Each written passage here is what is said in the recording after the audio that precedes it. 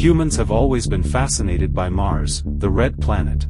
We've been exploring its secrets for decades with robots, discovering that it used to be warmer and wetter, suitable for life. Now, in the 21st century, there are plans to send people there by the 2030s. The idea is that colonizing Mars is crucial for our future survival. Recently, David Sanjua wrote a book addressing the idea of colonizing Mars as a possible solution to the problems of overpopulation, depletion of natural resources and global warming facing the Earth. Surviving on Mars is tough, especially for things like feeding the population. The dream of a thriving human settlement on Mars is becoming more realistic as technology advances.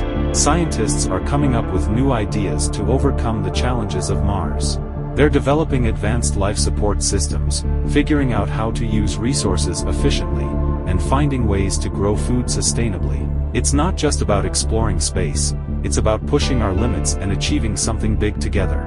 This journey isn't just about space exploration, it's a sign of our determination to explore, adapt, and succeed in the unknown parts of space.